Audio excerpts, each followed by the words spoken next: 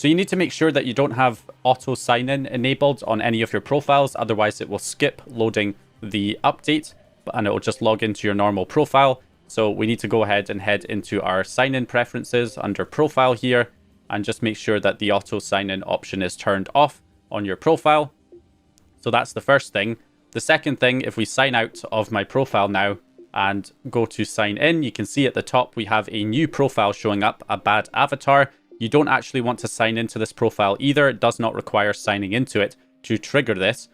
And actually, when you go to sign in, it gives you a passcode, and that's to prevent accidental sign-ins, because signing in while you're connected to Xbox Live to this profile could potentially result in a ban. So obviously, we don't want to do that. So that's why that's protected there. So all we need to do with auto sign-in turned off is we can now turn off our console and then turn it back on.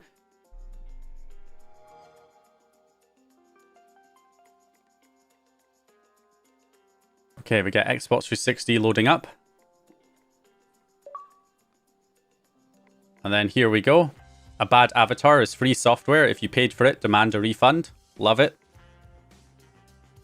Love to see it. Okay, so now we just wait. The advantage of something like Rock Band Blitz was that we had the rolling background, so you could tell if the exploit failed or froze, because it would obviously, you know, that rolling background would freeze. In this case, you can scroll over the different profiles to make sure that the console hasn't frozen.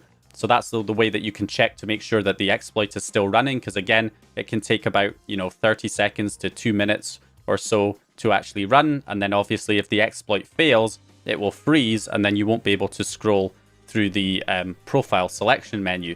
And obviously you don't want to log into any profiles here because that will interrupt the exploit. You just want to leave it on this screen until it is successful.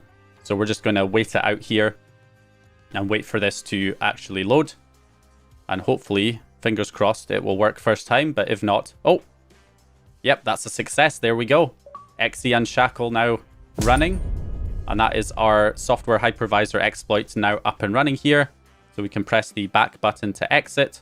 Do not worry about my CPU key and DVD key. They were leaked like 15 years ago. It's all good. And we are on a black screen for a while, but there, we have Aurora now loading because I obviously set up the dash launch configuration file to load Aurora, and now it's scanning all of my content.